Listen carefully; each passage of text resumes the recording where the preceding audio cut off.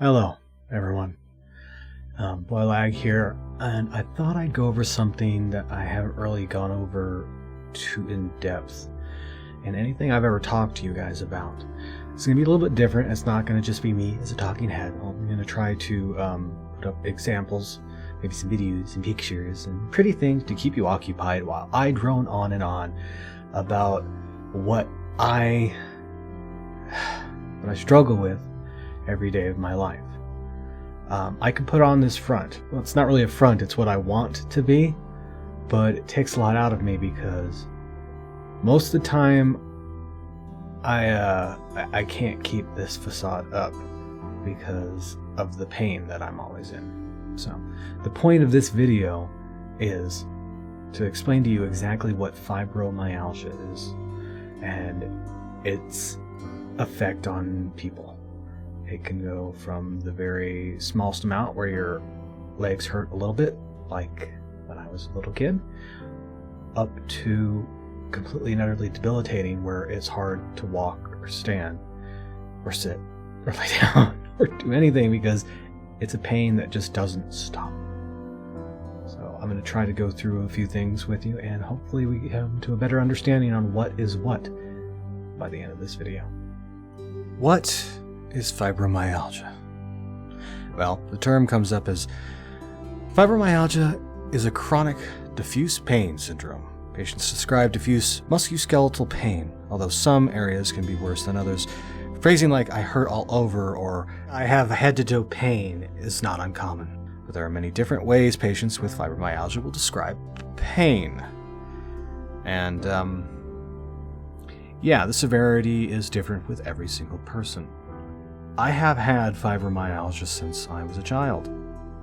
It was less then, but after a very stressful, both mentally and physically stressful job, it flared, and it flared hard. I went from a pain level. Let me describe pain level for a second. Pain level is normally set from 1 to 10. Most people misuse it. 1, you're barely in any pain at all. It's a slight discomfort. 10, you're unconscious. I went from having 3 to 4 when I was a child, which I learned to ignore, to 7 is my normal day, and I've had all the way up to 10. Luckily, I haven't had 10 in a while since my medication has started. I will top out at 9 instead. What I mean by my pain level was 10 was I felt like I was going to pass the hell out. I laid down and then did so. And I would be unconscious. One time I was unconscious for, I want to say 18 hours? And I woke up tired because it wasn't sleep. The baseline of 7 I have all the time. I get 8 to 9 days at least twice a week. And it's kind of hard to describe. It can be a sharp pain in my knees that drives that pain signal up through my back and into my arms and like out my fingertips. It's like an electrical shock. If you've ever broken a bone, that's what it feels like on bad days. It's like somebody snapped my knee over and over and over again. I know that sounds like, yeah, right, whatever, that doesn't make any sense. Nobody could be in that much pain. Yeah, that's what it's like. On normal days, it is a pulsating pain that just will not go away. It's not as sharp, but it's like somebody pressing in under my kneecap, and it shoots pain up my body just like on bad days, just not as bad. Without anybody actually feeling this level of pain, I don't think you can adequately describe it. And I'm not asking anybody to feel sorry for me. I'm just trying to describe how this feels. And hopefully I'm getting that across because honestly I think like I'm stumbling with my words because I can't describe it. It's not something I can describe. Going along with the pain, there are other things that happen. One of the many other symptoms of fibromyalgia, which most likely, to be fair, is a result of the pain levels themselves and not symptoms as of themselves, if that makes any sense. I don't think it does. But one of the really bad ones, which affects me a lot, which is why I need to walk around with a cane and explain very slowly, is fibrofog. All right, I'm going to read off what this says. This is just a medical journal that I found online. And obviously not everybody suffers from this, thank God, but some people do, because if you have the pain level high enough, it affects your mind. And the journal goes on to say, my patients tell me that fibrofog feels like they've been taking cold medicine constantly. They have difficulty concentrating, finding words, holding conversations, feeling alert, and remembering things. And some of these things are specifically short-term memory loss, misplacing objects, becoming easily distracted, forgetting plans, difficulty carrying on conversations, inability to remember new information. I tick every single one of these, and it's hard to do anything sometimes, especially on the bad days, because that's when the fog is the worst.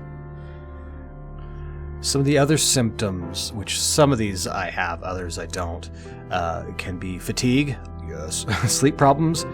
I struggle with, and this has happened a few times on stream, unfortunately, I struggle with being able to sleep, period, sometimes, mostly when it's really hot out. But I have been able to control it. I'll have 1 or 2 days that are horrible, but then I'll be able to get back on my sleep schedule with, unfortunately, medication. But I only need it the one time, and then my sleep schedule's fine after that. As we said, concentration. Also, anxiety and depression. I don't think the depression, I don't have anxiety. The depression is from the fibromyalgia. It's from waiting on a stable source of income because I obviously can't work, and just the hopelessness of it all. But I try to keep it upbeat, just like I try to do for everybody else, because that's how I want to live my life, and that's how I hope everybody can live their life. Another thing is morning stiffness. When I wake up in bed, I can't move for about 15 minutes. It is every day I wake up, my pain level, as we discussed before, between 1 and 10, is a 9. Slowly, my mind comes to realize that I want to wake the hell up, and it blocks out a majority of the pain. Well, I say a majority, but enough to get me so that I can get up without passing back out. But it takes a lot of concentration and just lying the hell still, because any movement makes it worse. Luckily, that's temporary, and I refuse to be confined to a bed. I will not do it. Even if I was confined to a bed, I would find a way to stream for you guys and make videos from my bed. I would do that because that's what I enjoy. Another thing is numbness and tingling in the hands, arms, feet, and legs. I have a strange thing with my lower legs where they tingle a little bit sometimes, but I can't really feel them. And as a result, I've gone into physical therapy with, this might sound a little gross, but blood dripping down my leg because I cut my leg and I didn't feel it. I don't know why that is. It's really weird, but there hasn't been anything really bad happen from it besides a scrape with some blood, so I guess it's fine. I've got other things to deal with. Headaches is another thing that can happen. I don't get my migraines anymore. Before fibro flared, I used to have migraines at least once a month. I think that was because I wasn't drinking enough water. That is no longer a problem because I drink a ton of water. And then, of course, there's a few more that have to do with the lower body that is a little bit disgusting, and I'm sure you guys don't want to hear about. I have it under control. That's all that matters. If you want to know what I'm talking about, look up the symptoms of fibro if you want to. To be fair, I didn't know anything about fibromyalgia before I got it. I completely relied on my doctor because I didn't want to be one of those patients that went and researched something and say, oh, I had this, this, this, and this because you read it.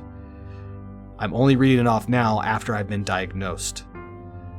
Because after I was diagnosed, I wanted to look into it and say, oh, that's how they came to this conclusion, because of my symptoms.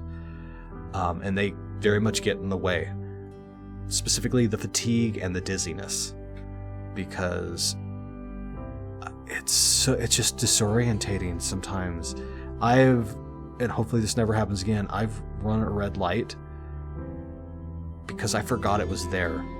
I'm normally a very good driver. And since then, I have been very, very careful about how I drive. I drive like a grandma for the most part, but yeah, it's scary. I was driving around one time with my roommate, and we wanted to go to a certain restaurant that we've always gone to. I know where it is. Even when this happened, I still knew where it was. But at the moment, I came up to a stop sign, and I had no idea where I was. It scared the shit out of me. I didn't know what was going on. I knew I was driving. I kind of knew where I was in town. But beyond that, I had no idea what was going on. That doesn't happen often. And luckily I could just pull over. Hell, if I was not able to drive, I wouldn't be able to go to physical therapy. But yeah, these are a lot of things that I have to deal with. Now, as for things that I'm doing to mitigate this. 1, I'm taking Lyrica. It helps me immensely. If I don't have my Lyrica, I cannot function because the pain level is too high. Just one pain level higher, and like I said, on my bad days, if it was a 9 on Lyrica, it would be a 10 without Lyrica, which means I would be unconscious. And that's not a fun experience. Beyond that, I am taking vitamin D and fish oil and a couple of other things just to kind of stabilize myself health-wise. And the biggest thing that actually really helps and makes it so I don't get any fatter from sitting around not being able to do anything is I do aquatherapy. Aquatherapy has been a huge help. It hurts driving all the way out there and driving all the way back. Hell, driving itself hurts because of the vibration of the damn car, of all frickin' things. But it's worth it because even though they cause me a whole bunch of pain, at least I'm exercising and I can loosen up the muscles that aren't, horribly in pain. It's not very... Because it's aquatherapy, there's not a lot of impact, which is why we do aquatherapy. We tried land and it was not for me. It hurt like hell. But it also makes it so that I can keep a certain physical activity up so that I don't gain more weight. And obviously I don't want to gain more weight because that makes everything harder. I'm slowly losing it, but it's going to take years to get the amount of fat that's on my body off again. Luckily, I started aquatherapy at a point where my muscles stopped degrading, and I still actually have that 6-pack, but it's under a keg right now. But the point is, we don't want the muscles to deteriorate any further. So I'm in that pool for about an hour out of that day, and I even go on my bad days, even though the physical therapist has said if it's too bad, don't come in. And luckily they have a lift to get me in on the bad days because I cannot walk up the stairs to get into the pool. That's how bad it is. But I still do it because I don't want those muscles to deteriorate any further. If I could strip this fat off, I would look completely fine. Which I haven't looked like since, I was working. But that's a long-term goal. But yeah, that's fibromyalgia. That's my fibromyalgia, let me put it that way. Everybody's a little bit different. There's not very many people that it's this high. Thank God, I don't wish it on anybody. There are a few, but for most people, it's like when I was a kid.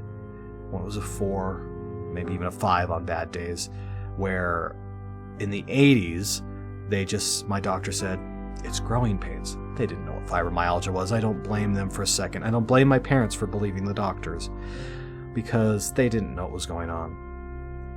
But we do know what fibromyalgia is. It doesn't matter if you're male or female. It doesn't matter your age at all. If you have pain that you don't know what the hell's going on, get looked at. Be honest with your doctor. If your doctor just wants to say it's in your head, go find another doctor. Because if you can get that fixed when it's at a lower level, it's more than worth it. And there you have it. This is something I've suffered with, strangely enough, my entire life.